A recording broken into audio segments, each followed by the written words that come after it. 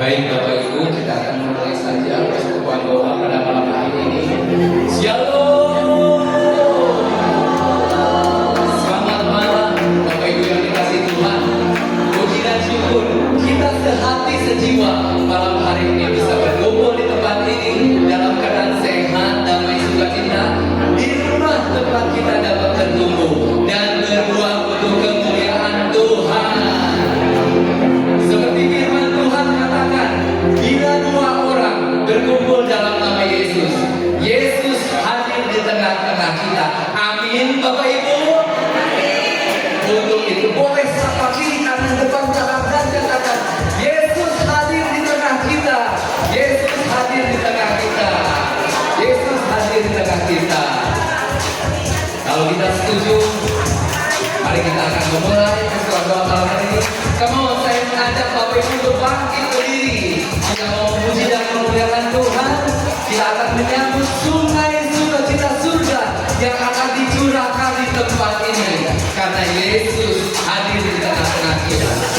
Sama-sama kita mau katakan, bila dua orang berkumpul dalam nama Yesus, Yesus hadir di tengah-tengah kita.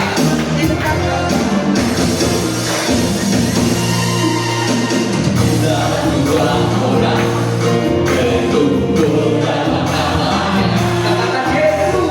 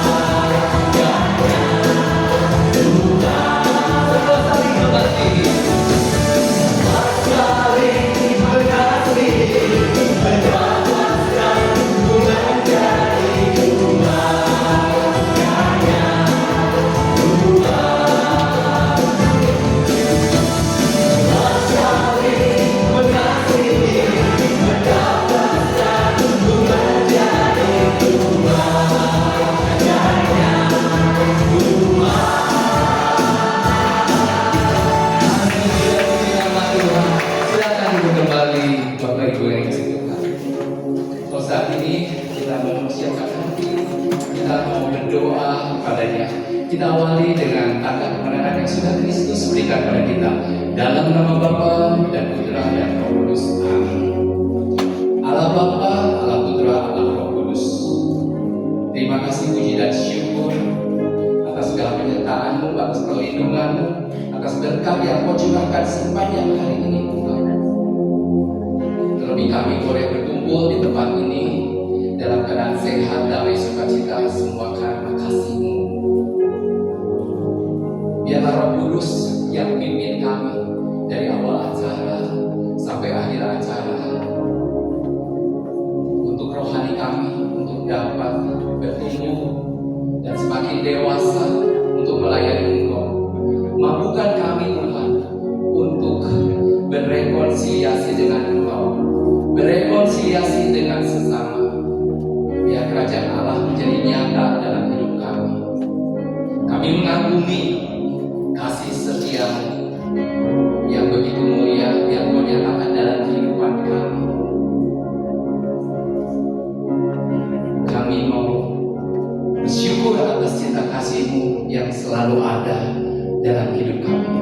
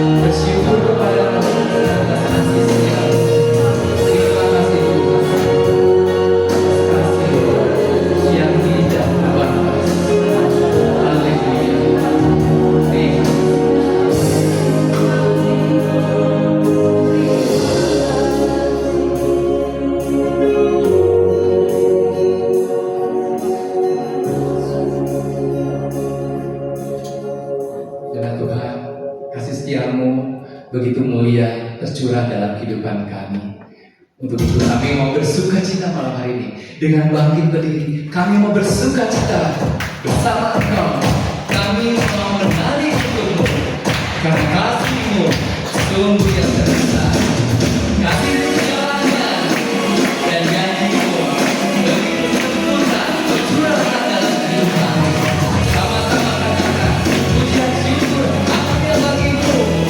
Come on, here we go. Pujian syukur tunaikan hatimu, kasih dan rahmat-Mu tercurah bagimu.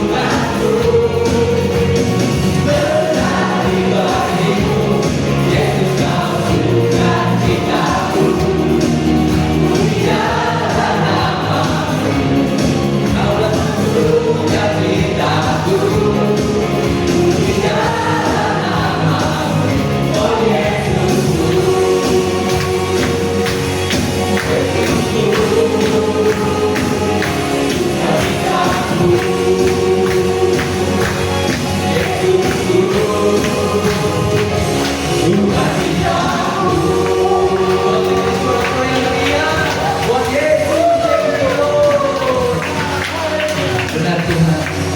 Kasih-Mu begitu mulia. Engkau yang mengenal hati kami. Mampukan kami untuk menjaga hati kami supaya memancarkan kasih-Mu dalam kehidupan kami. Kami saat ini mau memuji, memuliakan Engkau dan menyembah Engkau lebih lagi Tuhan, karena Engkau Allah yang layak kami sembah.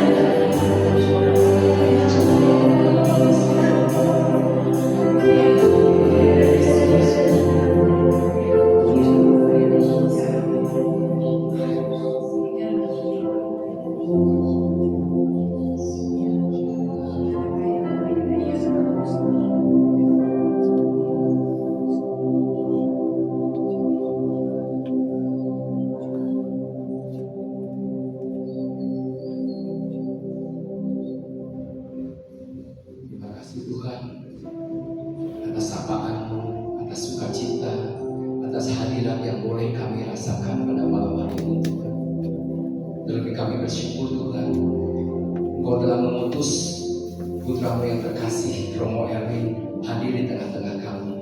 Inilah saatnya Tuhan, Engkau berbicara seluas-luasnya dari awal acara sampai akhir acara. Biar Romo Erwin menjadi saluran berkat bagi kami. Kami siap mendengarkan firman yang Kau tabur pada malam hari ini. Biar kami boleh bertumbuh dalam Kristus. Kemuliaan kepada Bapa, Putra, dan Roh Kudus seperti pada permulaan, sekarang, selalu, dan pada segala abad. Amin.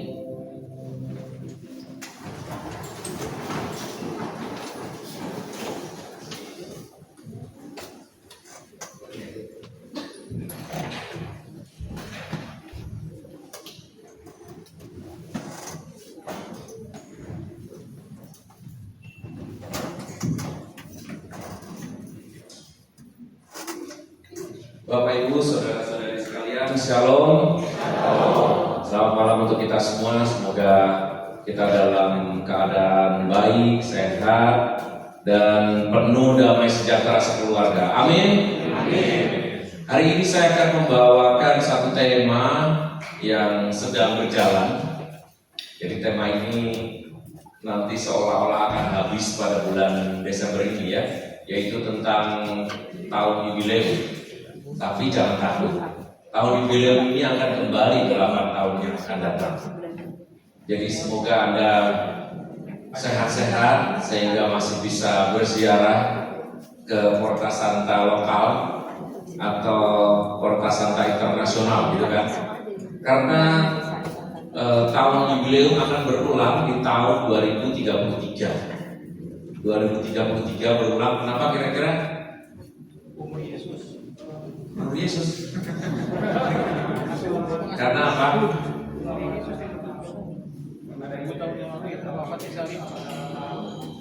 Tahun jubileum selama 8 tahun. Apalagi? Ada lagi? Yang bisa jawab dapat sepeda. Karena itu adalah 2000 tahun memperingati wafat Yesus. Ya. Jadi nanti sudah dicanangkan ini. Sebetulnya mungkin buat masuk devisa negara Italia juga ya, karena negara Italia selalu kayak Arab Saudi punya monopoli tempat-tempat berziarah, dan juga di Holy Land ya, di Israel itu juga menjadi pusat. Jadi di dunia ini pusatnya ada di 2 negara, yaitu di Italia khususnya di Vatikan dan Roma, dan juga di Yerusalem. Di sana ada tempat perziarahan utama untuk merayakan, memperingati dan berdoa di Porta Santa yang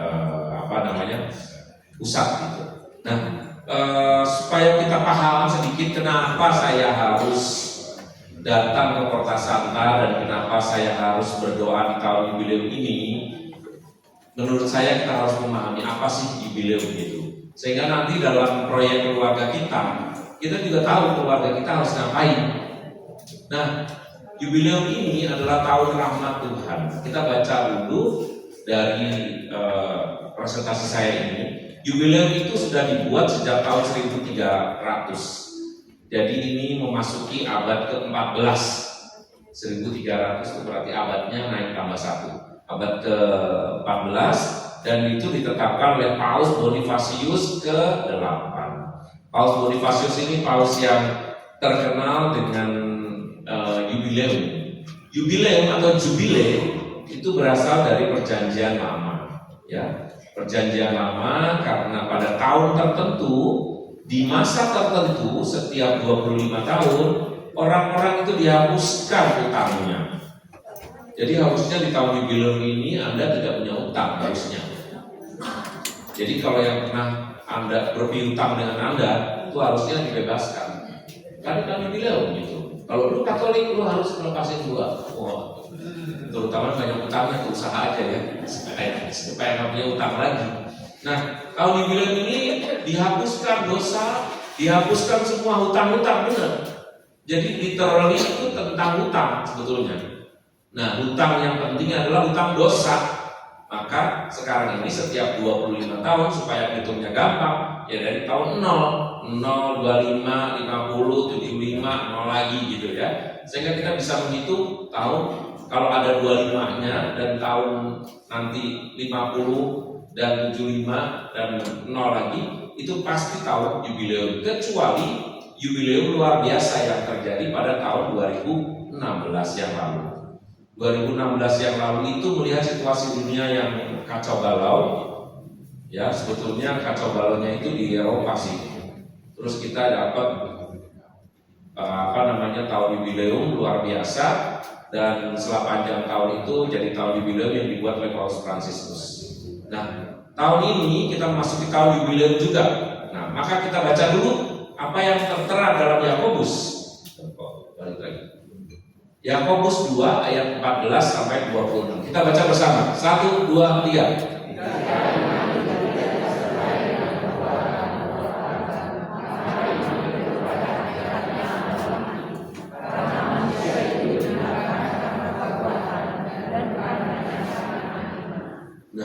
Kita itu berjubileum itu harus tahu, jubileum itu bukan tahun konsumtif.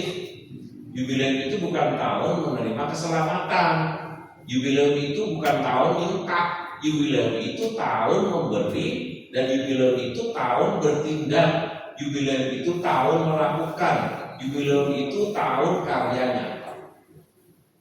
Jadi konsepnya beda sama kita. Kalau kita kan mikirnya jubileum itu wah, ini kita dihapusin dosanya, kita harus dapat berkat nih, kita bisa berdoa bagi yang meninggal supaya cepat diampuni dosanya, gitu. Masih kesini gitu arahnya. Padahal jubileum yang benar itu adalah bagaimana saya melepaskan diri dari tanggung jawab yang nggak perlu, dan melepaskan diri dari ikatan-ikatan yang tidak perlu di dunia ini untuk melihat dan menatap surga. Nah, menurut Santo Yakobus itu hanya bisa dilakukan kalau kita berbuat gitu. Jadi kalau nggak ada perbuatannya, selama tahun jubileum ini Anda nggak nyumbang apa-apa, nyumbang tenaga nyumbang waktu nyumbang duit maka Anda belum jubileum sebetulnya. Jadi jubileum itu tidak sama dengan penghapusan dosa.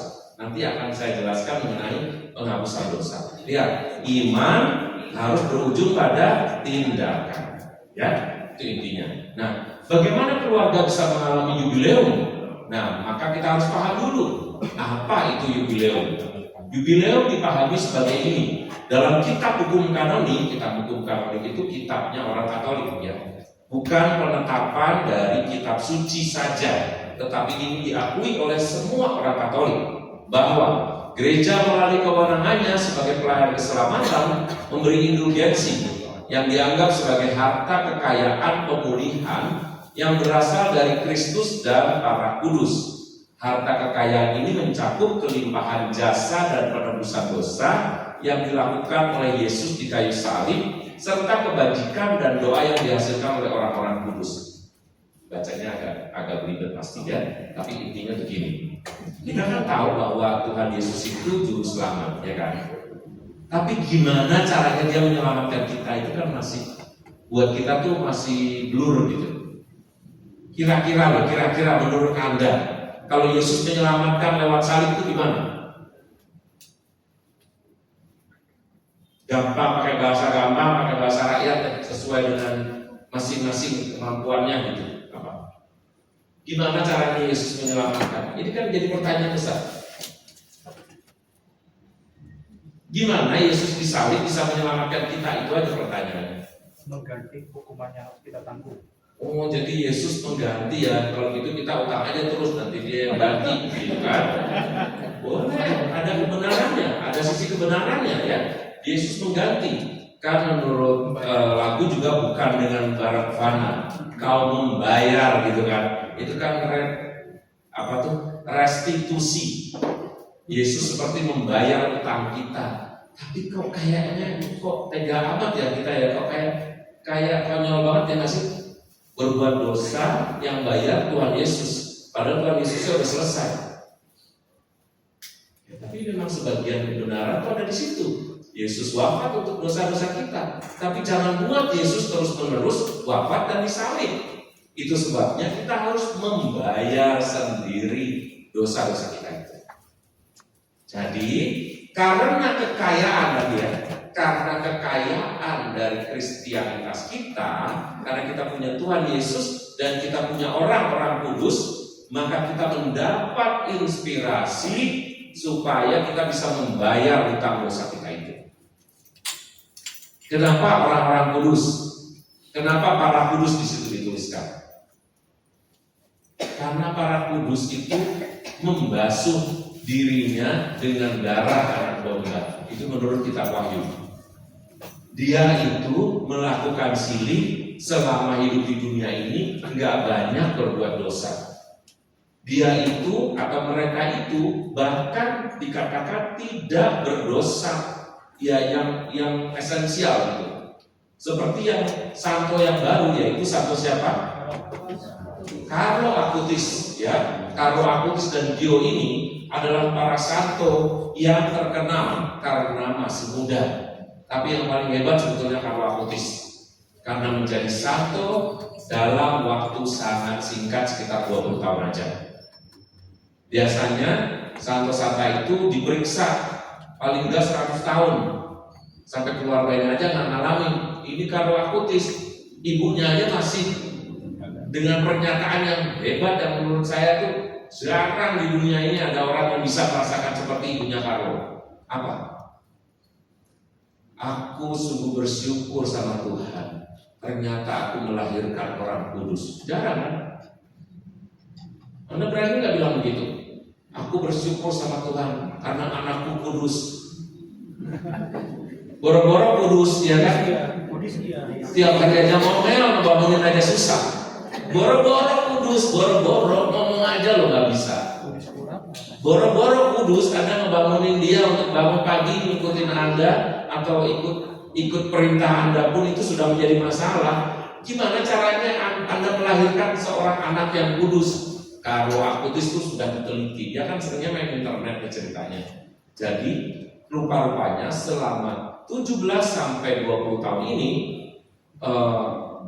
jadi ada panitia yang selalu membuat riset tentang orang-orang kudus. Carlo Acutis ini dicek semua histori internetnya, dan ternyata di antara histori internetnya itu tidak ada loh yang jelek gitu. Dia nggak pernah buka situs-situs yang jelek-jelek. Dia main game beneran, main game sesuai dengan usianya. Dia main internet jago coding dia itu di usia di 17 tahun yang lalu kan nggak seperti sekarang. Tetapi dicek tidak pernah dia buka situs-situs yang aneh-aneh. Sehingga dipercepatlah pengangkatannya menjadi santo. Kabar kedua yang agak miring juga, mungkin di antara Anda yang pernah dengar ya, orang tuanya Carlo Acutis itu super kaya raya. Jadi kalau kaya, memang untuk menjadi santo itu salah satunya adalah dengan, karena risetnya itu mahal. Kongregasi-kongregasi yang sanggup membayar para pendirinya dan lebih banyak sehingga dipercepat itunya, kayak ada ngurus KTP, ngurusin lah ya zaman dulu ya. Kalau sekarang kan enggak ya kan. Kalau cepat ininya mau cepat, kalau mau ngantri, apa mau gimana? Ya sebetulnya ada kearifan. Tapi tambah cepat mau enggak? Ya nggak apa-apa. Bapak saya kasih 120 uang bensin. Wah tambah cepat lagi ya kan? Nanti nggak usah ngantri Pak, nggak usah foto. Nanti ganti foto saya aja sih. Nah apa? Kalau aku di sini ada unsur itu juga, makanya keluarganya mendukung dan akhirnya dia bisa cepat menjadi satu. Tapi unsur bahwa dia tidak pernah melakukan kesalahan dan murni hidupnya itulah yang menjadi penting. Dan dia telah membuat beberapa mujizat atas namanya sendiri. Mujizat itu sesudah dia meninggal ya. Satu mujizat adalah tubuhnya sendiri. Tubuhnya ketika dibuka, makamnya itu relatif utuh. Hanya bagian muka itu ya namanya orang sudah meninggal ya. Bagian muka itu agak rusak sehingga kalau Anda melihat mukanya sekarang itu adalah muka plastik ya. Itu bukan wajahnya sendiri. Jadi jangan membuat isu Kalau akutis saja tuh masih ini loh, lengkap loh, mukanya masih glowing. Itu bukan mukanya ya, itu tuh udah plastik gitu sebagian. Tapi dalamannya itu sekarang sudah mulai dibagi-bagi. Jadi dibagi-bagi tuh bajunya, benangnya, kancingnya, udah disebar ke seluruh dunia. Supaya apa? Menjadi relikui atau benda suci ya, karena dia diangkat menjadi santo. Gimana bisa ya? Karena para kudus itu contohin kita tidak berbuat dosa, tapi banyak berbuat itu. Itulah sebabnya dari kekayaan orang kudus ini kita juga bisa begitu. Paus Fransiskus mengangkat kalau akutis ini sebagai contoh buat anak-anak kita, buat anak-anak muda, anak-anak remaja, supaya mereka bisa menjadi orang-orang baik. Tahu nggak? Kita yang punya santo, tapi yang niru justru anak muslim. Siapa? Itu RT yang baru saja bikin jalanan. Seorang anak remaja usia 19 tahun diangkat menjadi RT.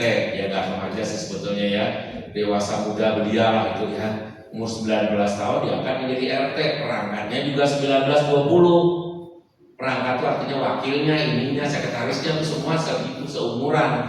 Jalanan itu seumur diurus sama yang tua-tua itu nggak pernah bisa jadi jalanan kampung itu.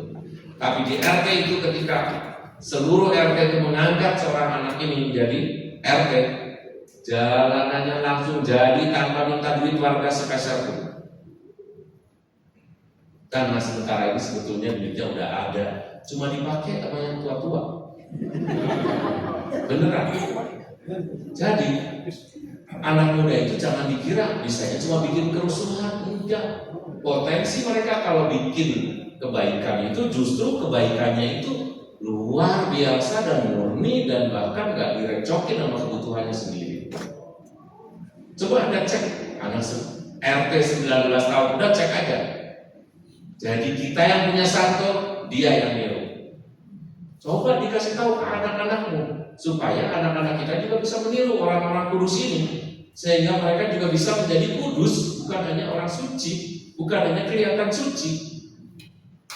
Karena kekudusan itu adalah potensi kita. Kita dibuat sesuai dengan gambar Allah. Oleh sebab itu bisa kita ini menjadi orang kudus itu bisa. Cuma kebutuhan-kebutuhan kita itu mendesak. Dan rasionalisasi kita itu yang masuk ke kehidupan kita sehingga kita sulit mengikuti sabda Tuhan. Ini yang ada anak-anak remaja malah jadi agnostik. Agnostik adalah agama filsafat. Agama sama dengan filsafat. Maka saya nggak mau beragama karena agama itu buatan manusia. Tuhan itu juga hasil pemikiran manusia. Saya percaya Tuhan, tapi saya nggak percaya agama. Itu kata anak-anak sekarang. Karena melihat apa? Karena melihat Anda nggak bisa kasih contoh. Habis PD, dari mana Mam? PD lah, banyak. Makanya besok-besok ikut. Emang ada anak mudanya? Ya ada, makanya kamu jangan PD dong. Jangan marah aku kan cuma nanyanya sama, nggak pernah pergi kamu tuh, malu-maluin aja. Mamanya jadi pengurus, kamunya nggak pernah ini. Emang ada apa di PD? Ya banyak lah. Ada yang berantem nggak? Ya ada lah. Nah makanya saya nggak datang lah. Ada yang nyelengin duitnya kata si anaknya. Karena kabar itu begitu santer ya. Ada yang nyelengin duitnya. Nanya begitu kok, makanya datang aja. Banyak yang nanya sih. Tapi kok PD kok nggak jadi sabar ya mama ya. Jadi kita ini belum bisa memberi contoh kepada anak-anak kita bagaimana menjadi pribadi jubileum itu ya. Nah, jubileum itu menyangkut hal yang penting. Jubileum, jubile, bahasa Inggrisnya jubilee, bacanya jubilee ya. Jubileum bukan jubileum. Kalau mau yobel malah boleh, karena itu disebut tahun yobel. Ya, tapi bukan yubeli. Yubeli bukan, yubile harusnya. Nah, tahun jubileum ini adalah tahun di mana orang bisa mendoakan dirinya sendiri dan orang yang sudah tiada. Meskipun Anda berkeluarga, tapi kalau suaminya minta, udah kamu aja yang ke gereja, aku yang cari duit, nanti aku tolong didoain supaya nanti aku bisa masuk surga. Urusan masuk surga mah sendiri-sendiri. Biar kita suami istri, orang kalau udah mati itu nggak dikawinkan. Kasihan romonya dong kalau kita masih dikawinkan, ya kan? Romonya masih apa? Karena orang yang sudah meninggal tidak kawin dan tidak dikawinkan, maka keselamatannya harus untuk dirinya sendiri. Jadi jubileum ini kalau meminta indulgensi, ini masalahnya ada di sini, itu hanya bisa diminta buat dirinya sendiri dan untuk orang yang sudah meninggal. Jadi kalau pasanganmu minta didoakan, boleh. Indulgensinya buat kamu boleh. Syaratnya adalah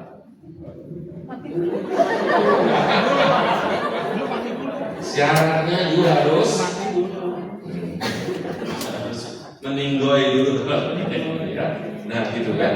Nah, definisi indulgensi. Mari kita baca bersama indulgensi itu apa menurut KHK Kanon 992. Silakan.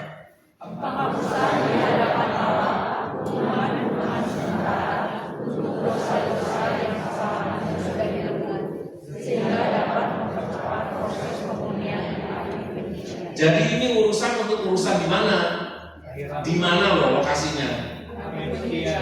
Jadi jubileum atau indulgensi itu urusannya bukan di dunia ini, ntar di api kebencian. Makanya kalau merayakan jubileum atau indulgensi itu ingat nanti kalau udah meninggal itu. Jangan minta buah-buah indulgensi adalah semoga ya Tuhan rumah saya yang jalan Cempaka laku. Semoga ya Tuhan kebun saya yang di Cisarua laku. Semoga Tuhan ini dapat. Salah orang itu buat orang kalau udah meninggal malah. Jubileum itu diminta untuk masa depan. Jadi ini macam deposito rohani. Udah mau habis tahunnya baru ya. Kasihan kemana aja romonya ini, ya kan? Nah, indulgensi itu adalah akibat dosa sementara. Jadi gini ya, cara berpikirnya ini penting nih dasar. Anda kan ngaku dosa, ya kan? Kalau ngaku dosa yang benar makanya. Ngaku dosa jangan ngomel, jangan ngomongin orang, jangan ngejelasin, jangan membuat pembelaan diri. Jangan ya, kalau ngaku dosa langsung aja dosanya apa. Kalau mau pengakuan dosa saya yang terakhir adalah 500 tahun yang lalu, 500 hari yang lalu, sampai apa ya. Dosa-dosa saya ialah mukul anak, mukul kucing, nyolong duit 253.000, nggak bayar utang, terus mukul suami, mukul anjing, pokoknya sebuah pukul-pukul itu semua saya ngomong. Demikianlah dosa-dosa saya mohon pengampunan dan penitensi yang berguna bagi saya. Ngaku dosa itu sebetulnya gitu doang. Enggak, kalau yang lain-lain udah Anda mulai ngejelasin, itu mulai pembelaan gitu. Jadi gini Romo, nah itu udah juga salah. Ngaku dosa itu tadi pengakuan dosa saya terakhir dan dosa-dosa saya adalah ceret. Romonya nggak pengen minta butuh penjelasan, nggak pengen beneran. Kalau saya sih nggak pengen banget ya. Pengennya saya selesai gitu.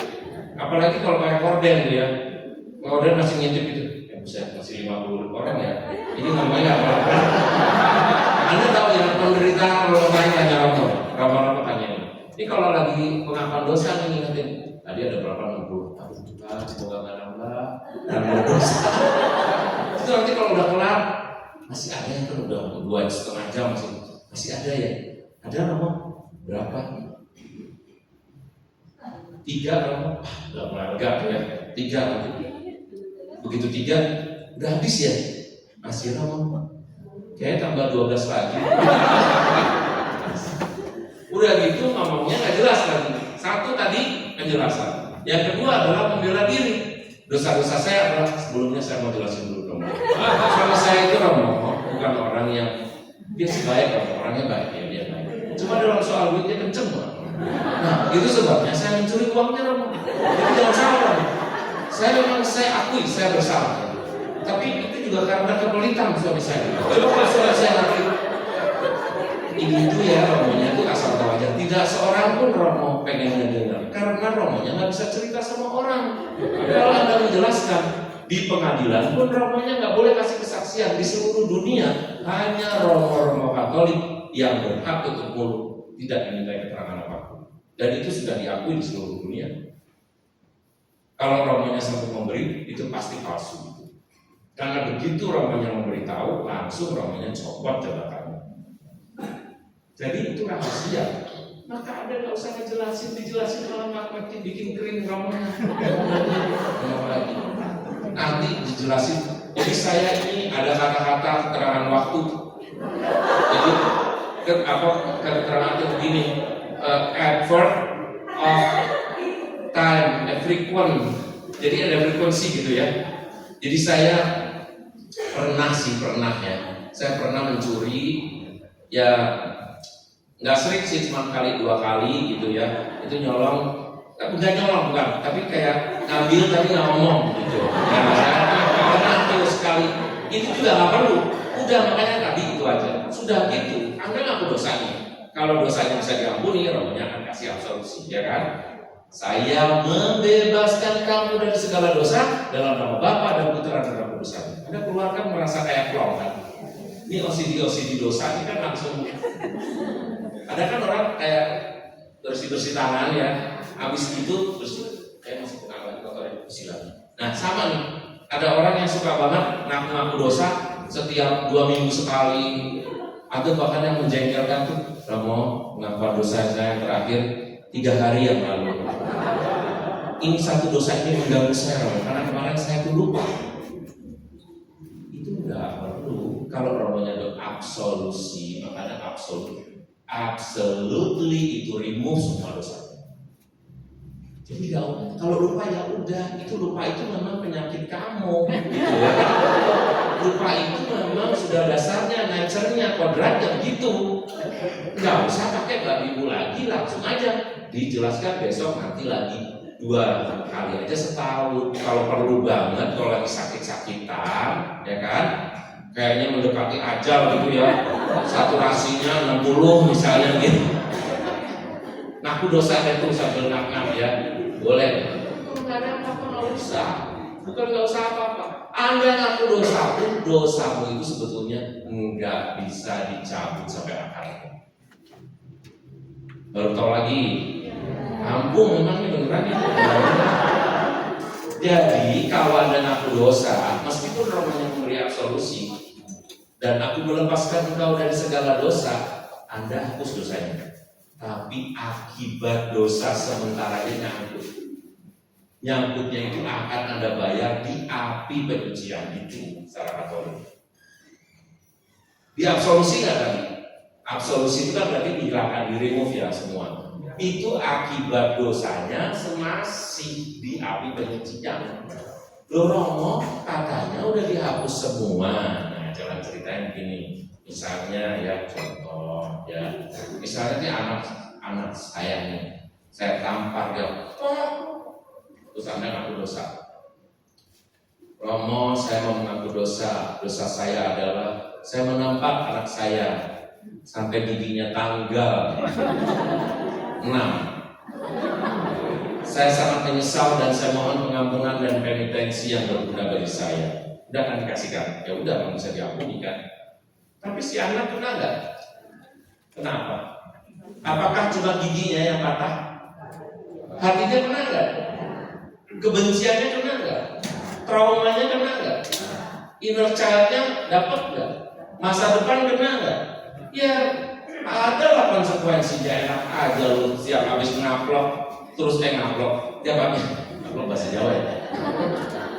Tiap habis nampol ngaku dosa, gampar ngaku dosa. Dan tetap aja gitu, yang akibat dosa itu adalah yang tadi dirasakan dia sebagai rasa sakit. Karena Tuhan itu adil, kata Tuhan, misalnya Tuhan bisa ngomong ya, tenang. Meskipun mama kamu cari perlindungan di Romo aku dosa, tapi kamu tetap aku bela. Nanti balasannya adalah di api penyucian. Itu yang disebut sebagai akibat dan hukuman sementara. Nah, hukuman sementara itu berlakunya di api penyucian, di indulgensi yang kita minta itu. Jadi kalau kita nggak melewatin tahun 25 tadi, maka kita hanya menerima absolusi. Tapi di api penyucian tetap kita jalani. Supaya tidak dijalani api penyuciannya dan berkurang, maka kita menjalani indulgensi di sini atau menjalani tahun jubileum dengan cara nanti ada ya berziarah, masuk pintu suci, berziarah, menolong orang dan lain sebagainya. Yang dihapuskan jadi apa? Akibat dosa sementara. Tapi akibat dosa sementara paham nggak dengan contoh tadi? Kita itu kalau berdosa sama orang, dosanya nggak bisa dihapus di dunia ini gitu loh. Bisanya dihapuskan itu di api penyucian. Karena apa? Karena Allah akan bersikap adil pada anak ini. Jadi kalau Anda nampar pembantu ngaku dosa, nampar suami ngaku dosa, lah kok enak? Lah kalau gitu nampar aja. Makanya ada lagi hal yang harus dipelajari. Bukan hanya ngaku dosa, tetapi Anda harus melakukan indulgensi bagi dirimu sendiri dan bagi. Maka caranya tidak lain dan tidak bisa hanya berdoa, harus melakukan sesuatu. Ya, nanti makin lama makin paham ya. Nah, indulgensi itu umat beriman dapat memperoleh dengan cara berziarah dengan tempat-tempat yang ditunjuk oleh norma liturgis, misa, intensi, dan mengikuti ibadah dan jalan salib. Nanti ada penjelasannya. Yang pertama, jadi orang yang tidak pernah misa akan bertahan lama di api penyucian. Jadi bertahan lamanya tapi di api penyucian. Karena satu hal yang pertama yang harus ditempuh selama indulgensi adalah misa. Kalau Anda mengatakan kita kan bisa doa langsung, ngapain kita ini ke gereja malah bikin berantem? Berantemlah di gereja, bermasalahlah dengan orang-orang gereja, konfliklah dengan orang-orang gereja, tapi jangan berhenti misa. Karena mau apa? Kita ketemu orang pasti akan mengalami hal itu, ya kan? Kita baik aja, kita diem aja, orang sirik, udah diem, cakep lagi, ya kan? Udah pendiam, cakep, harusnya kan? Enggak loh, kita tuh enggak. Berlaku dia mentang-mentang cakep ngomong-ngomong. Enggak nyakitin dia, enggak ngomongin dia, itu aja bisa salah. Jadi kita yang tadinya pendiam, jadi kamu yang ngomongin kamu, katanya kamu jelek, udah gitu nggak ngomong, orangnya bohong, ya kan? Akhirnya kita jangan salah kamu nggak suka berantem saya sendiri. Jadi ngomongin kamu terus begini, masa? Iya dia ngomong tapi nggak usah dilatih sih, dia cuma ngomong kamu jelek terus katanya kamu diam, ngomongnya kamu diam. Katanya aku nggak ngomong apa-apa. Katanya kenapa sih orangnya mentang-mentang dia jelek kali ya? Nah, mulai berbuat dosa, ya. Dari hal kecil kita nggak bisa. Jadi prinsipnya adalah Anda bisa berbuat dosa, tetapi jangan lupa misa. Yang kedua adalah Anda harus mengaku dosa. Tahun jubileum ini kalau tidak pernah mengaku dosa, maka indulgensi tidak akan pernah didapat. Karena mulai tahun depan indulgensinya sudah removed. Baru nanti 8 tahun lagi. Itu gunanya tahun ini. Jadi habis misa, ngaku dosa minimal sekali setahun ini, minimal ya. Lalu habis ngaku dosa berziarah. Berziarah di Portasata itu maksudnya supaya Anda kehilangan kalori, bukan ya. Maksudnya supaya Anda tuh ada usaha gitu lah, ada usaha. Jangan ngimpi-ngimpi doang, tapi ini doa di kamar, doa sambil tidur, rosario sambil menjelang tidur, rosarionya nggak habis. Tuhan kan tahu, yang penting saya mah udah rosario, nggak perlu sampai selesai daripada orang nggak pernah rasionalisasi sendiri. Enggak.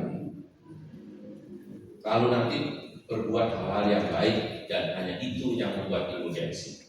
Kemudian the importance of confession. Apa maksudnya confession? Pengakuan dosa, ya. Yang dihapuskan bukan dosa, melainkan hukuman sementara. Tadi saya sudah jelasin, ya. Akibat sakit hatinya akan terbayar di masa api penyucian. Dan hanya dalam indulgensi itulah yang dihapuskan bukan dosanya, yang dihapuskan adalah di api penyuciannya itu. Jadi nanti Anda ibaratnya begitu meninggal, kalau pas meninggal Anda ngaku dosa, dosanya hilang.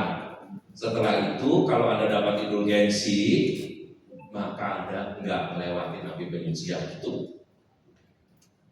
Mau nggak melewati api penyucian? Nah, tapi jangan berdoa bagi orang yang sudah meninggal. Semoga Tuhan, saudara kami ini tidak melalui api penyucian. Tahu nggak kenapa? Kenapa?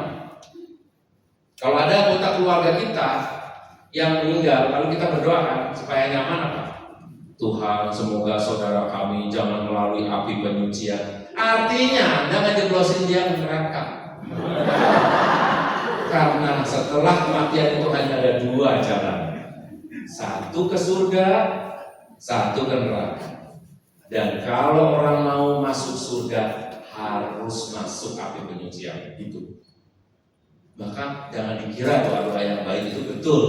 Tuhan Allah yang Maha Baik, berkatilah saudara kami ini agar saat ini juga dia boleh melalui api penyucian. Jangan masukkan dia ke dalam api penyucian. Semoga dia boleh Kau ampuni dosa-dosanya. Kata Tuhan, kenapa aja lu minta? Lu aja kagak pernah misa. Terus lu berdoa belagak ngedoain orang suruh jangan masuk api penyucian. Api penyucian itu lambang keadilan gue. Kalau gue nggak ngasih api penyucian, enak dong lu pukulin sono sini lu ngaku dosa kelar. Pukulin lagi nyolong sono sini lu masuk kelar. Harus dibayar di api penyucian. Karena api penyucian itu jalan menuju surga. Maka yang didoakan adalah semoga nggak lama di api penyucian, boleh. Tapi nggak boleh bilang semoga saudara kami ini tidak melalui api penyucian. Berarti langsung ke kiri, langsung ke neraka, gitu, ya. Karena api penyucian itu tanda, makanya bunyinya api penyucian supaya kalau masuk surga sudah dicuci, gitu. Kalau masuk neraka nggak perlu api penyucian, api kekal kalau itu, ya kan? Kalau api penyucian dong habis. Karena udah bersih, udah suci, baru masuk surga. Jelas gak ini? Ini dasarnya indulgensi, ya. Nah, oke. Dan kemudian di sana dikatakan tentang hukuman sementara. Tadi saya sudah jelaskan, tapi semoga kita paham, ya. Akibat dosa melukai hubungan manusia dengan Allah dan meninggalkan bekas pada jiwa dan dunia. Contohnya misalnya ya, Anda mabok terus tol, udah gitu di tol ada nabrak pembatas jalan lah, apalah gitu kan. Itu kan pembatas jalan rusak, itu kan ada biayanya, ya nggak sih?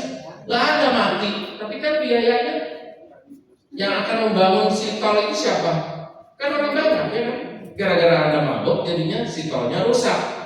Maka itu akibat bekas pada jiwa tadi, contoh tadi pada anak kecil ini, dan kemudian akibat-akibat lain yang secara duniawi akan mempengaruhi orang. Kemarin dalam misa di Semarang, ya. Tuhan bersamamu. Kan jawabannya kan, dan bersama rohmu. Ada yang jawab sebenarnya begini, dan beserta kita. Satu orang. Kan salah kan? Ya, harusnya udah tahu salah. Kan nanti ada di privasi. Tuhan bersamamu dan beserta kita. Diulangi lagi. Untuk saya orang gak kagetan. Saya kan orang tenang. Saya diam aja gitu. Ya, kayaknya saksinya ada apa ya? Tiba-tiba ada muncul satu suara sendiri. Tapi saya nggak mau nengok. Dia nggak merasa keren gitu kan. Wih, nggak mau nengok nih gitu kan. Saya nggak mau nengok, saya ya biasa aja, saya lakukan. Kan itu udah nyakitin orang segereja kan? Ya nggak sih? Gara-gara lu nggak belajar, gara-gara lu itu nggak mempelajari bagaimana respon Tuhan bersamamu dan bersama rohmu, maka kamu mengganggu kehidupan menggereja orang. Kira-kira Romonya udah mengampuni nih. Romo, saya minta maaf karena kemarin saya nggak ngapalin sehingga saya jawabnya salah 2 kali lagi Romo. Baik, Romonya pastikan bersikap seperti Bapak di surga, ya kan? Iya Romo. Baik, Allah sangat senang kalau orang menyadari akan dosa-dosanya dan bertobat serta merasakan bahwa dia harus memperbaiki hidupnya. Sekarang berdoalah, saya minta nanti dendanya adalah 5 kali Bapak kami. Sekarang berdoalah doa tobat, ya doa tobat. Saya memberi absolusi, kelar selesai. Tapi kan akibat itu masih dibicarakan. Dia orang itu konyol banget. Orang berjatuh nih Tuhan beserta kita. Tuhan bersamamu dia sekarang dan selama-lamanya. Udah kita 2 kali lagi. Masa sih gua nggak dengar lu? Ya lu kan di luar, di dalam datangnya orang itu. Wah, gara-gara itu buat kisruh orang ya kan? Di luar lu jangan ngaco lu, berarti lu nggak bisa lu dengerin orang. Orang ngomongannya kenceng banget. Jadi berantem kan? Nah akibatnya itu ntar ya Indonesia gitu. Apa sih? Apakah kita selevel?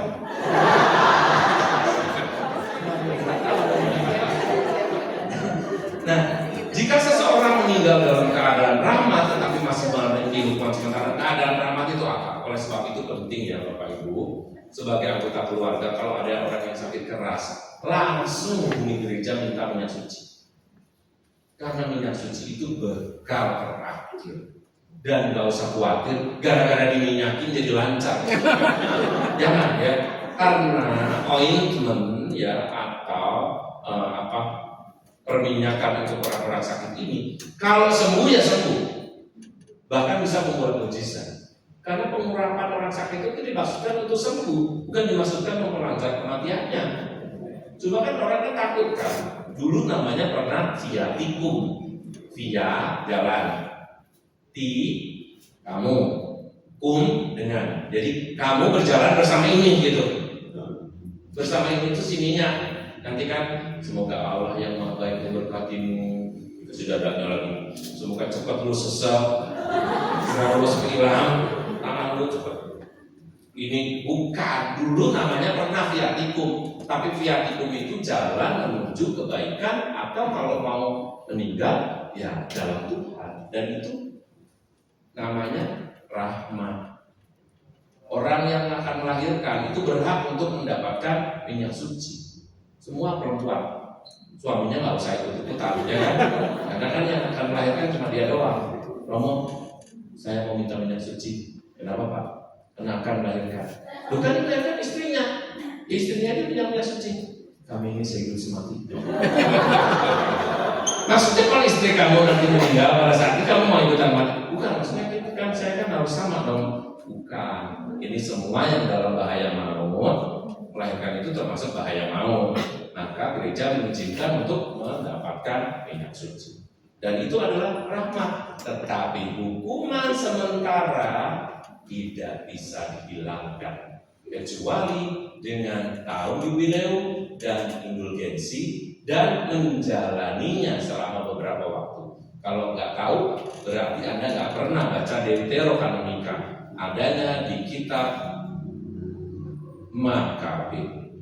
Di Makabe ini jangan diskusi tentang kematian sama orang Protestan. Saudara-saudara kita Protestan itu kalau udah mati, you nggak ada urusan lagi sama air, gitu. Yang ada urusan sama air itu cuma keluargamu. Pendeta datang, siapa datang itu diajak nyanyi-nyanyi makanya. Penghiburan namanya bukan ibadah penghiburan. Kira-kira yang dihibur jenazahnya apa keluarganya? Kalau gereja Katolik enggak. Misa requiem itu duka, ya kan? Misa duka termasuk misa untuk jenazah. Kita itu tiap misa aja mendoakan orang mati loh. Dan kepada saudara-saudara kami yang sudah mau panggil menghadapmu, semoga mereka boleh menghadap cahaya wajahmu. Tiap misa. Tapi mereka, ya ini nggak menjelekin ya, ini beda teologi namanya. Karena tidak punya Deuterokanonika, maka tidak punya ajaran mengenai orang. Oleh sebab itu, jangan ngomong indulgensi lah, nggak ada urusannya. Apaan sih? Oh itu toh, yang bikin rumah-rumahnya kaya raya toh itu. Itu yang bikin yang dijual toh surat akhlak. Jawabannya iya. Dulu tapi tahun 1500-an itu memang dijual. Nah, yang dijual surat akhlak ini itu adalah surat ini tadi. Kalau sekarang kan ada stempel ya nggak sih? Stempel sini gitu, kertas ya. Anda kan kalau datang di stempel ya kan? Kalau dulu enggak, datang ke tempat suci, Anda datang berdoa di situ. Mau beli yang mana? Ya saya nggak punya kuncinya aja. Miskin kan kalau lama loh di surganya kan lama. Ya di api kuncinya ini cuma sebentar aja sih. You kan cuma ngasih 2 euro ya, jadi ya mungkin ya sekitar 1200 tahun lah. Di 1200 tahun di api penyucian. Kalau you kaya bisa ngasih 500 euro, oh ini sih cepet sih. Kalau mau nggak kalau 520 jadi dia pesat. Dulu itu sekonyol itu karena untuk membangun Basilika Santo Petrus. Jadi sekarang Anda tahu kenapa ada surat akhlak dan kenapa ada indulgensi. Nah itu tadi supaya cepat-cepat buru-buru masuk surga itu dia remove peristiwa di api penyucian. Nah sekarang ini dijalankan tanpa bayar gitu. Itu bedanya. Sekarang itu semuanya cuma nggak boleh itu namanya stempel dijual. Itu namanya sudah simonia. Namanya nggak ada hubungannya sama Simon. Simonia itu adalah praktek penjualan benda-benda kudus.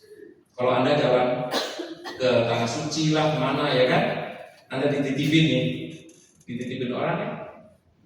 Kok nanti dibeli ini ya, rosario ya, pengen rosario, ada beli ini rosarionya. Sampai di sana diberkati lagi. Romo minta tolong dong diberkatin kan gitu kan. Atau taruh aja siapa yang mau minta diberkatkan benda-bendanya taruhlah di altar tuh benda-benda ya kan. Sudah diberkati dong. Sampai di sini nih udah diberkati nih romonya, gue mintain. Berapa ini? 130 sih.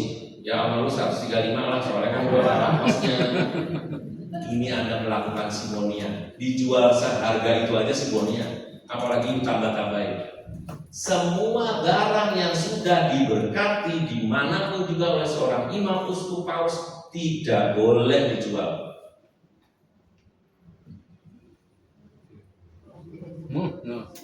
Dan bahkan tidak boleh dibuang. Dibuangnya bukan dibuang, namanya dimasukin ke sakrarium. Sakrarium itu sumur.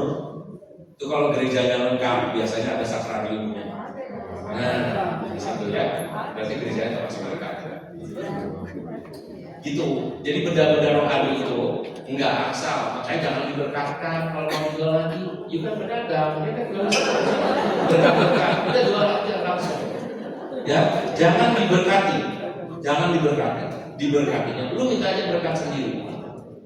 Kecuali kalau dia udah bayar. Sudah bayar dibeliin kan. Nah, itu lain. Gitu ya. Jadi dalam situasi tertentu. Nah, indulgensi itu kayak gini lah. Pengampunan sudah diberikan, maka terjadi kerusakan spiritual karena dosa.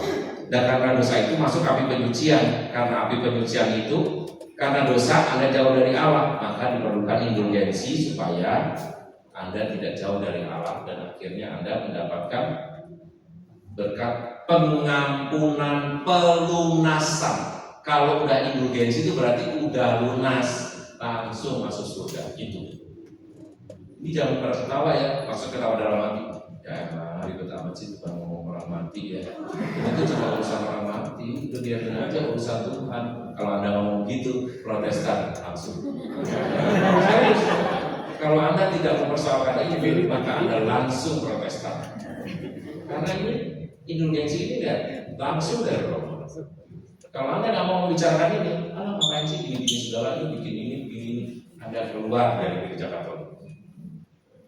Karena ini urusan ini adalah kita berarti nggak percaya pengakuan dosa, penghapusan dosa, nggak percaya akan indulgensi, nggak percaya jubileo, Anda tidak Katolik dan Anda langsung menjadi Protestan. Karena Protestan itu harusnya tahu, teman sekarang kan nggak terlalu tahu. Semua orang Protestan harusnya tahu tahun jubileum itu adalah tahun yang paling tidak cocok sama mereka. Jadi sekarang ini, kalau Protestannya benar-benar tahu sejarah, ini loh penyebabnya sebetulnya. Yang menyebabkan adanya Protestan itu adalah Protestan itu dari kata protes. Dia protes tentang apa? Jubileum ini. Yang diprotes ini adalah yang ini sekarang mungkin. Jadi saya tidak boleh menyampaikan hal yang sama kepada orang Protestan, karena dalam gereja Protestan semua orang yang meninggal urusannya langsung sama Tuhan. Kita tidak bisa, hanya rahmat, ya kan? Sola gratia, hanya iman, tergantung lu mati dalam iman bagaimana. Kalau imanmu baik, lu langsung masuk. Tapi kita nggak bisa bantu, gitu. Makanya sola gratia, sola fides, sola scriptura, trisola namanya. Itu ada di gereja biru di mana itu, di apa sih namanya, di dekat Sunter itu punyanya Stapentong itu ya tulisannya sola fides, sola gratia, sola scriptura. Hanya iman, hanya kitab suci, hanya rahmat. Kita menerimanya, rahmat diterima, tetapi bukan hanya itu, tiga-tiganya dipakai. Kita juga menerima tindakan manusia, termasuk usaha manusia untuk masuk surga.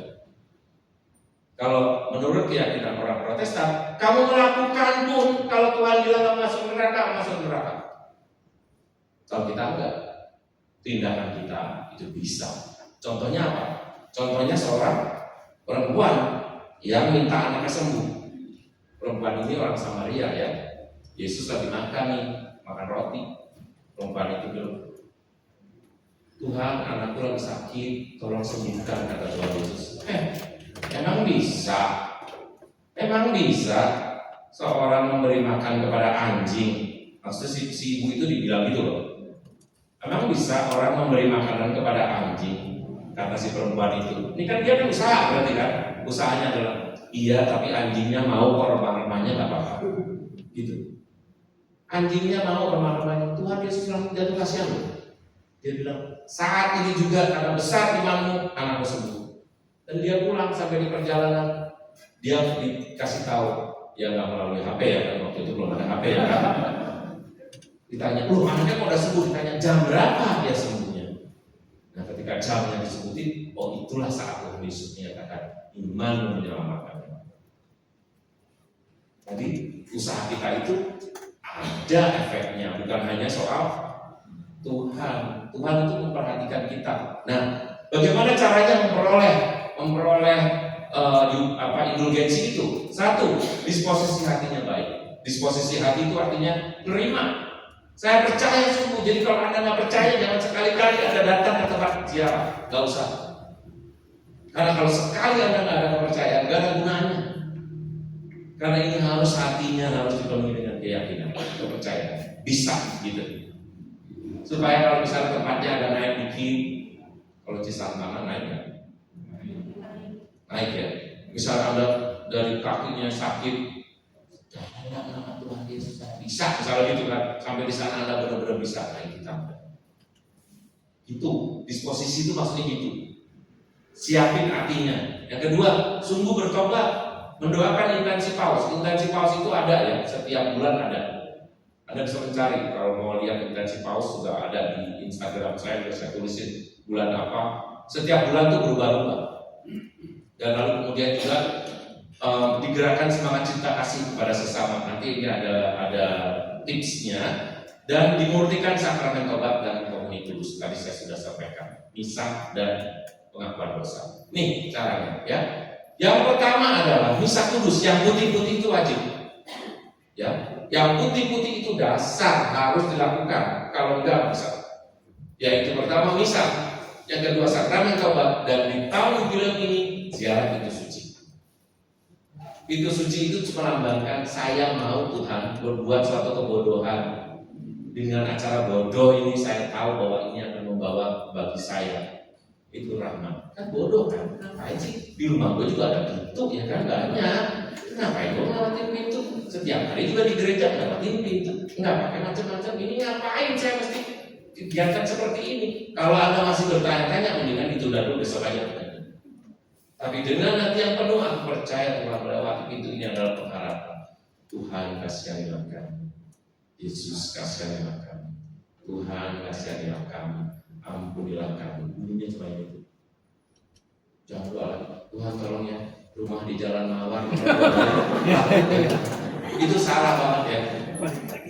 Dagangan saya tolong, cuannya kurang nih Tuhan. Aduh bahaya nih Tuhan. Sambil megang gitu, salah. Megang pintu itu cuma ngomong satu, Tuhan kasihanilah kami. Karena tadi tujuannya apa? Indulgensi. Jadi tidak ada urusan meminta-minta. Semoga anak saya lulus dapat universitas negeri. Ya salah lah gitu kan. Mintanya bukan itu. Kalau Anda mau minta buat arwah, tolong Tuhan untuk arwah papa saya, semoga dia ampuni dosa-dosanya. Tuhan kasihanilah kami. Kan itu pintu juga kan nggak lebar-lebar amat ya kan. Apalagi kalau pintunya pintu sucinya kecil gitu kan. Kayak di sini di Lembang ya masih ya kan. Itu kan pintu kecil banget ya kan. Anda mau doa apa harus Tuhan? Langkahnya harus apa? Kan nggak bisa lama juga orang didorong-dorong dari belakang. Apalagi di Vatikan, pintunya segini. Tapi kan harus itu ratusan ribu itu. Tuhan kasihanilah kami. Sesudahnya baru ada berdoa lebih panjang. Jadinya bukan minta kalau masuk pintu suci, tidak ada bisa mau minta-minta. Mintanya adalah kasihanilah kami. Kemudian Anda kalau ada romo ya atau saudaramu atau siapapun yang sakit, kasih tahu kan biasanya romo, saya minta minyak suci untuk saudara saya, untuk ini saya, anak saya atau apa. Jangan ditinggalin romonya sendirian. Jadi Anda itu bisa gandul, bergantung pada pelayanannya romo itu. Ketika romo memberi minyak suci itu Anda berdoa sendiri.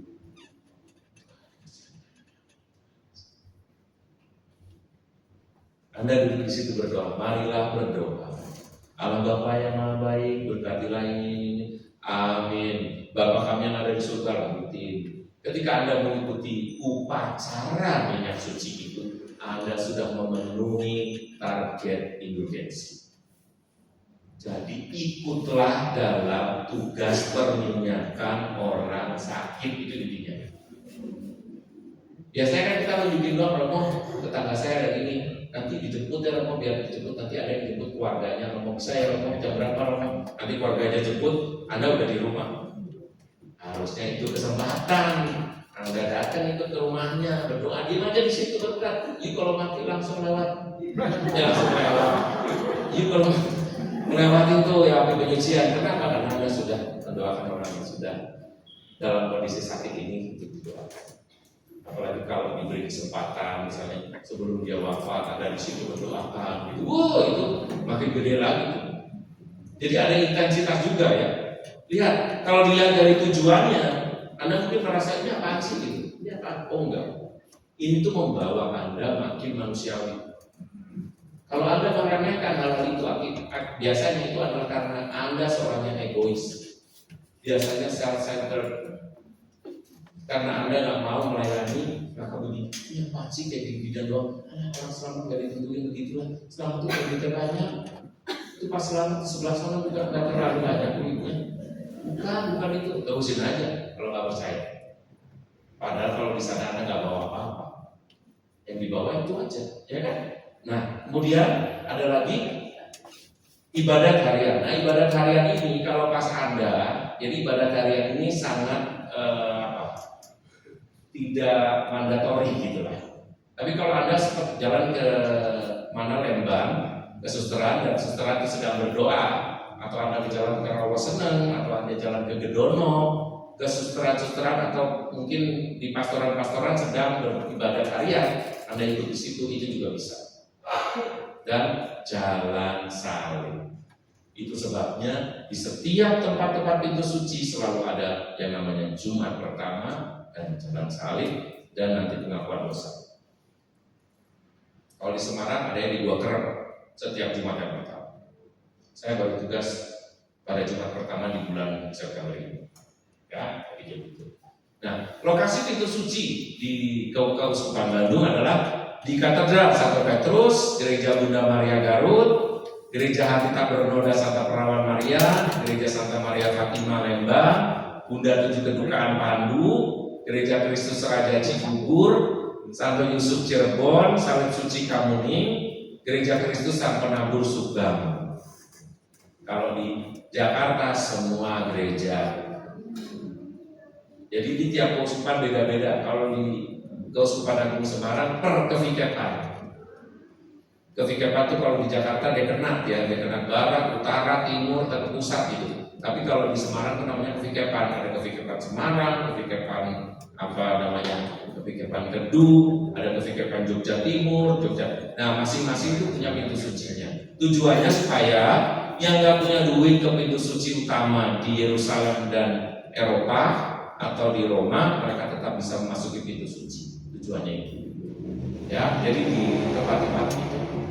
Nah, kalau yang utama itu di sini di Santo Petrus Basilika, dan Basilika 3 yang lainnya adalah Santa Maria Maggiore, Basilika Santo Petrus, dan satu lagi Basilika Johannes Lateran. Kenapa itu? Kalau Maria Maggiore, Maria besar maksudnya ya, itu pasti ada tahu. Santo Paulus pasti ada tahu. Tapi Lateran kenapa? Paus sebagai uskup. Kenapa di Gereja Yohanes Lateran? Karena itu adalah ibu segala gereja. Jadi ibu segala gereja itu bukan Santo Petrus, Basilika Santo Petrus, bukan. Ibu segala gereja di dunia itu adalah Basilika Yohanes Lateran. Maka kita harus mengunjungi Yohanes Lateran. 4 basilika itu ditambah dengan Yerusalem, tanah suci.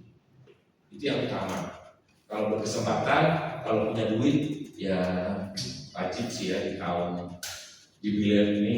Kalau punya duit ya Tuhan kan yang tahu, Tuhan sama Anda ke sana. Tapi kalau Anda memang merasa tidak mampu karena kesehatan dan lain sebagainya, ya datangilah tempat ziarah itu.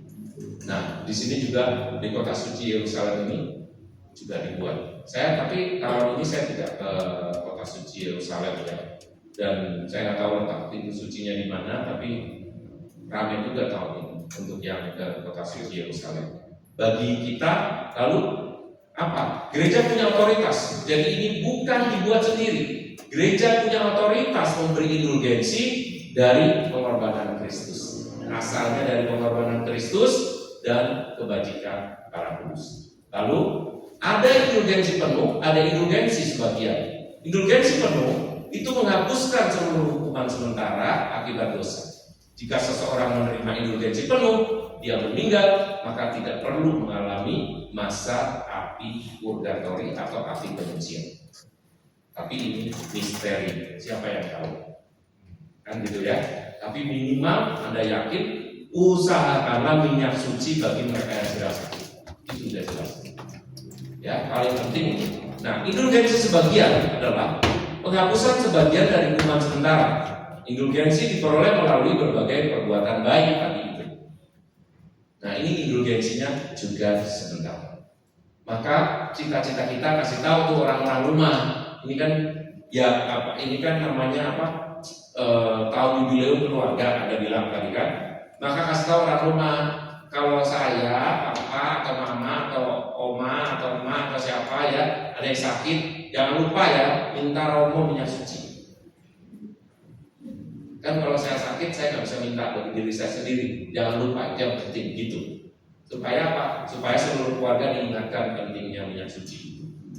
Nah, ini masih komprehensif nih. Ada isu sosial, spiritual, dan isu kemanusiaan. Untuk keluarga kita, terakhir, apa yang harus dibuat?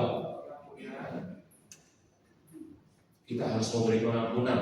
Bapak Ibu sekalian, tadi kan saya mengatakan bahwa tahun jubileum ini penghapusan utang. Nah, kalau kita nggak usah ngabisin utang, ya, yang perlu dihapuskan itu adalah kesalahan orang. Kita harus mengampuni, yang penting. Jangan sampai masih punya sakit hati yang belum selesai di tahun jubileum ini. Yang kedua adalah perhatian pada yang lemah. Jangan sampai ada di antara anak-anak kita yang paling kita sebelin, paling kita nggak suka. Nah, ini mah nggak terlalu kita males saya ngurusin dia. Dikasih makan nasi sama, telur sama, tahu sama, tapi ini kok nggak bisa nyangkut, males saya sama dia.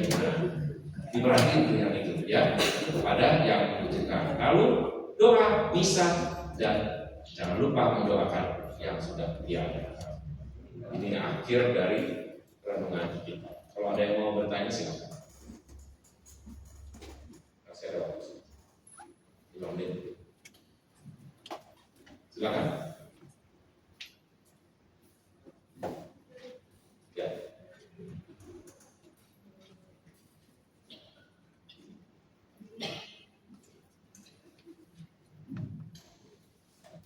Berapa lama berada di tempat Abi pengajian?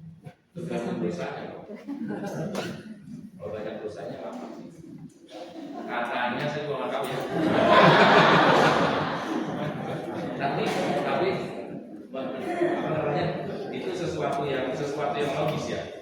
Artinya gini, kalau kita merasa bahwa dosanya banyak, mestinya lama ya.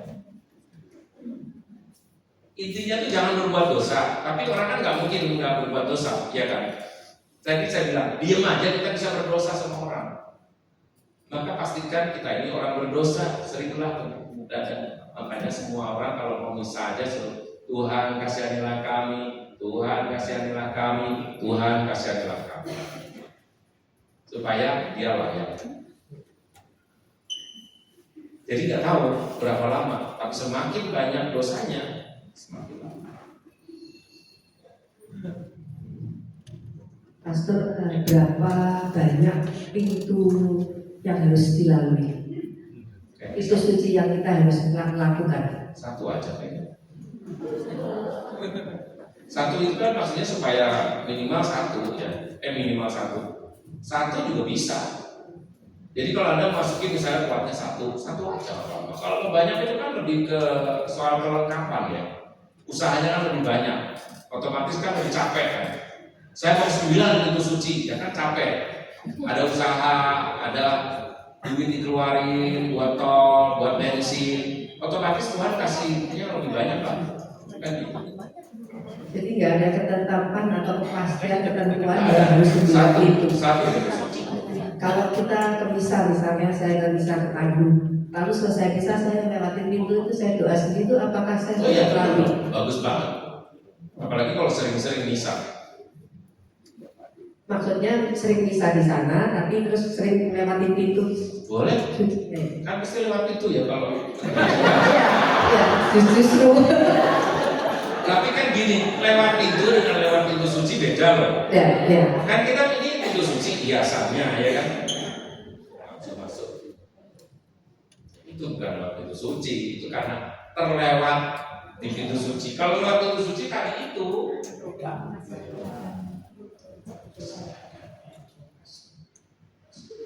Itu ada intensi memang mau, biasanya ada sentuhan. Makanya kalau di pintu suci itu, kalau tahunnya berakhir dimasukin tembok lagi, itu sebabnya. Jadi paus itu memecahkan. Jadi dia akan dimasukkan di tembok, sehingga pintunya akan ditutup, nggak bisa dilewati lagi. Ada yang begitu, ada yang benar-benar tidak bisa dilewati dari itu. Nanti kalau pas tahun jubileu lagi digempur. Supaya orang lewat gitu aja, orang masih nyolek-nyolek. Jadi harus bilang Tuhan saya dan kasihanilah saya. Oh iya. Harus bilang Kasihanlah aku. kasihanilah. Tuhan ampunilah dosaku. Karena intinya itu. Terima kasih Pastor. Sama-sama. Sudah? Oke. Saya akan menutup rangkaian renungan ini dengan satu lagu, Erat dengan Hatiku. Di luar semua yang saya sampaikan ini, Tuhan begitu baik sama kita. Tuhan begitu mengasihi kita dan begitu dekat. Cuma kitanya aja yang suka lawan. Maka gereja mengingatkan melalui pintu suci. Tuhan mengingatkan melalui tahun jubileu bahwa Dia bisa menghapuskan dosa. Bagi Allah itu sejauh timur dari barat dilemparkannya dosa kita. Walaupun dosa merah, seperti kesumba akan putih seperti kapas, itu karena kebaikan Tuhan, dengan catatan kamu percaya. Maka mari kita memperangkan diri kita dengan Tuhan, dan kita memandang kemuliaan cahaya wajah Tuhan kelak ketika kita dipanggil.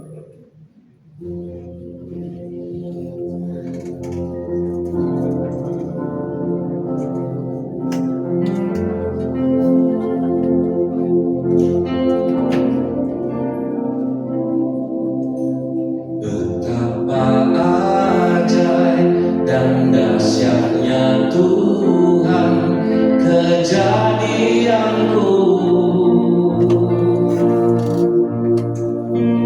Kau menanggung diriku serupa gambaranmu. Oh, oh, oh. Sungguh berharga di matamu Tuhan kehidupanku. Kau membawa hatiku mendekat erat dengan hatimu. Kau mengangkat wajahku,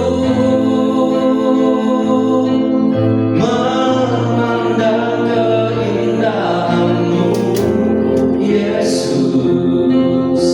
Syukur bagi kesetiaanmu di sepanjang hidupku. Angkat tanganku ke tata kasih dan karuniamu. Tak sekalipun kau tinggalkanku, Yesus sahabatku.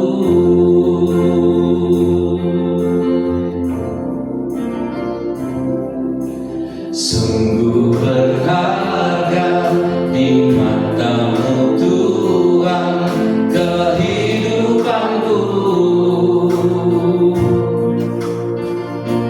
Kau membawa hatiku mendekat erat dengan hatimu.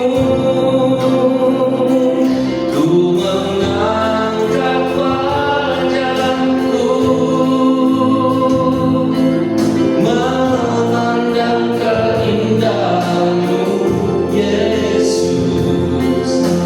Syukur bagi kesetiaanmu di sepanjang hidupku. Jatuh angkat tanganku ke tata kasih dan karuniamu. Tak sekalipun kau tinggalkanku, Yesus sahabatku. Tak sekalipun kau tinggalkanku, oh Yesus sahabatku. Tak sekalipun kau tinggalkanku, Yesus sahabatku. Mari kita naikkan doa-doa kita. Allah Bapa yang Maha Baik, sungguh hidup kami ini sangat berharga. Bahkan ketika kami hidup, Engkau menghargai kami. Engkau membiarkan kami hidup meskipun kami berdosa. Engkau mengangkat kami meskipun kami tidak pantas. Dan Engkau memberi kami semua yang baik selama kami hidup di dunia ini. Meskipun sangat sedikit yang kami berikan bagi kebaikan itu. Tuhan, kami bersyukur karena Engkau mengorbankan jiwa dan ragamu bagi dosa-dosa kami. Dan Engkau memberi contoh bagi kami bagaimana kami hidup untuk orang lain. Semoga di tahun jubileum ini seluruh keluarga kami Engkau berkati. Dan semoga di tahun jubileum ini Engkau mengangkat jiwa-jiwa kami naik ke hadapan-Mu untuk mengucap syukur, untuk berterima kasih, dan untuk percaya dengan iman yang tidak terbatas kepadamu. Sebab Engkau sungguh berkuasa, bukan hanya selama kami hidup, bahkan nanti ketika kami Engkau panggil menghadap-Mu. Ampuni dosa-dosa kami ya Tuhan, dan berkati semua saudara-saudari kami yang dengan giat memasuki pintu suci, melakukan perbuatan-perbuatan baik, dan mereka yang berziarah, mereka yang mengikuti perayaan Ekaristi, dan mereka yang mengakui dosa-dosanya. Tuhan, ubahlah dunia menjadi baik, sebab domba-domba ini sangat membutuhkan Engkau.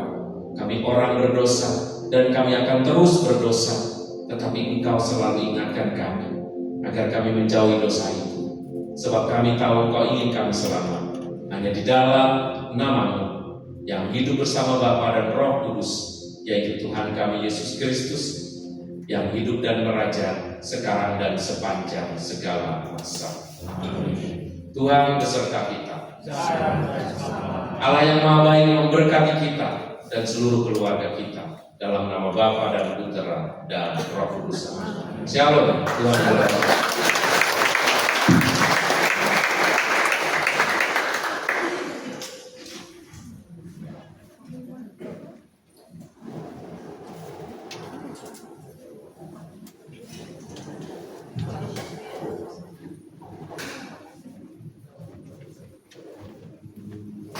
Bapak Ibu dikasih Tuhan, dari semula Tuhan menciptakan alam semesta bersama isinya dengan baik adanya. Namun karena dosa manusia, hanya Yesus yang mampu menyelamatkan kita, sehingga cinta kita tidak akan berubah kepadanya. Melalui kantung-kantung yang akan diedarkan, juga melalui QRIS yang terlihat di layar monitor, kita dimampukan untuk memberikan persembahan yang terbaik untuknya. Inilah persembahan hati kami kepada Engkau Tuhan.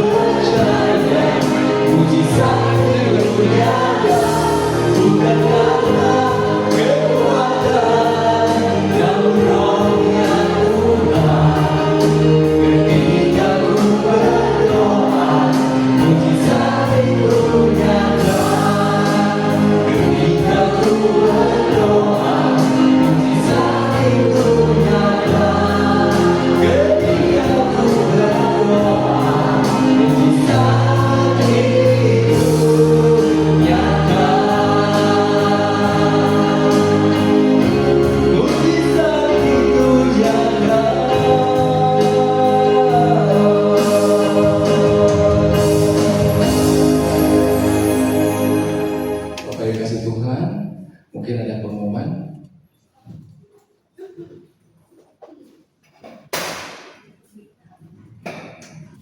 Oke, Shalom Bapak Ibu yang terkasih dalam Kristus.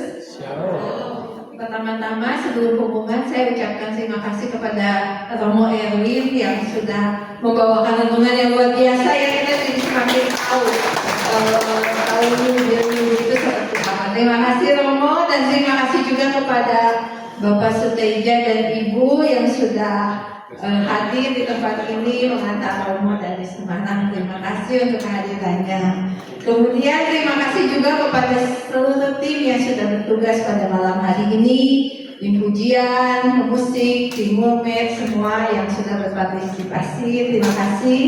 Dan juga kepada seluruh umat yang hadir pada malam hari ini. Ada yang baru pertama kali hadir di PD ini? Ada ya, saya lihat ya, boleh angkat tangannya yang baru pertama kali. Iya, ya, terima kasih sudah datang, ditunggu kehadirannya minggu depan. Oke, kita akan masuk ke dalam pengumuman. Minggu depan, persekutuan doa kita masih tentang Holy Family, ya. Hari Kamis tanggal 25 September 2025 akan dibawakan oleh pewakilnya pasangan, ya. Ini juga dari Semarang, ya. Pasangan Bro Chris Hartono dan Syana Diana Sari. Ditunggu kehadirannya Bapak Ibu jam 7 malam di tempat ini. Oke, kemudian ada doa syafaat. Nah, ini siapa? Ada nggak orangnya nggak hadir ya? Doa syafaat seperti biasa hari Selasa 23 September 2025 jam setengah 7 malam di ruang Agnes. Bagi Bapak Ibu yang mau bersama-sama berdoa, kami undang untuk hadir. Next. Seperti biasa kami juga mengajak Bapak Ibu untuk berdoa kerahiman ilahi bagi bangsa Indonesia dan juga kesembuhan orang sakit. Ya, melalui Zoom setiap hari jam 3:08. Ya, password dan link ID-nya tertera di flyer. Next. Dan kalau ada Bapak Ibu yang membutuhkan pelayanan rujuk doa bisa menghubungi Linda dan Nova. Oke, ada lagi nah Bapak Ibu mohon bantuannya ya. BPN Badan Pelayanan Nasional Arismatik akan mengadakan Modernas dan Konferensi yang ke-15 akan diadakan di Jogja. Nah mereka menjual kupon ya untuk membantu penggalangan dana. Oleh karena itu kuponnya nanti bisa dibeli di Ciristi. Mohon partisipasi Ibu untuk membeli kuponnya sehingga acara ini bisa berjalan dengan baik. Dengan membeli kupon juga ada hadiahnya, ada motor, ada trek, banyak hadiahnya. Ya, bagi yang berminat silahkan nanti menghubungi Ciristi. Ada lagi? Oh, oke. Kemudian ada satu pengumuman untuk tim pujian, seluruh tim pujian harap jangan pulang dulu nanti tapi berkumpul menemui Cik Imen. Ya. Sekian pengumuman, terima kasih Tuhan Yesus memberkati.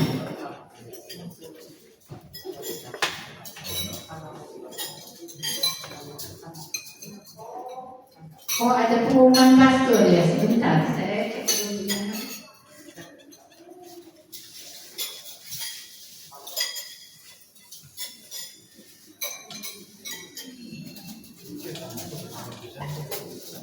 Ada pengumuman tambahan dari pastor ya ini.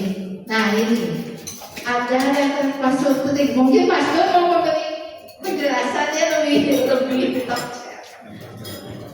Ini retreat yang keempat. Retreatnya berjudul Hadiah dari Tuhan. Singkatannya retreat Hadiah dari Tuhan jadi rehat gitu. Nah, rehat itu kan beristirahat ya.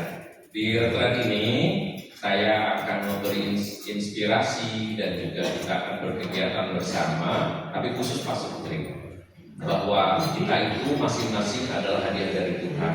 Sehingga kita tidak menyuruh, menyalahkan, bahkan mengevaluasi pasangan, tetapi di sini kita bisa ngecek bahwa kita itu masing-masing punya potensi positif atau potensi untuk memberkati pasangan kita. Kita adalah hadiah dari Tuhan. Itu acaranya di Ungaran, di The Wujil, itu Hotel Wujil, Bisa dicek juga tanggal 26 sampai 28 September. Terima kasih. Oke, terima kasih Romo. Bagi Bapak Ibu yang berminat, silakan ikut. Saya sudah pernah ikut saat ini memang bagus, ya. Enggak akan rugi Bapak Ibu semua ikut saat ini. Terima kasih, Tuhan Yesus memberkati. Bapak Ibu kasih Tuhan, kalau saat ini kita berada di penghujung acara malam hari ini, dan sebelum kita akhiri dengan pujian akhir, kita akan meminta Romo Erwin untuk mendoakan kami semua. Marilah kita berdoa dalam nama Bapa dan Putra dan Roh Kudus. Amin. Tuhan, biarlah kami anak-anak-Mu, keluarga-keluarga yang hadir di sini, berkati kami dengan rahmat Roh Kudus, sehingga apa yang sudah kami dengarkan sebagai firman-Mu boleh mengena pada hidup kami dan kami laksanakan. Sebentar kami akan pulang, kami akan memasuki kehidupan yang nyata bersama dengan pasangan, anak-anak, dan orang tua kami. Berkati kami dengan hati jubileu, supaya kami pun dapat menjadi berkat, kebahagiaan, dan sukacita bagi orang-orang yang mengasihi kami dan mengenal kami. Ini semua kami mohon dalam nama Yesus Kristus, Tuhan kami. Amin. Semoga Allah yang Maha Baik memberkati kita dalam nama Bapa dan Putra dan Roh Kudus. Amin. Bapak Ibu kasih Tuhan, mari kita akhiri dengan pujian akhir. Kita mau bersuka cita pada malam hari ini untuk menyampaikan semua.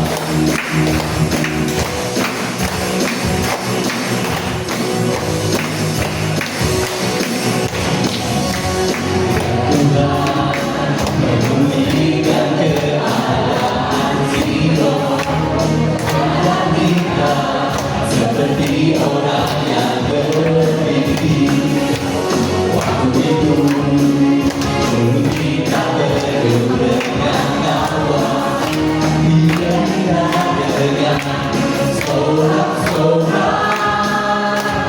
yang berlalu dengan menjujurkan air mata, hati akan berubah dengan sorak-sorak.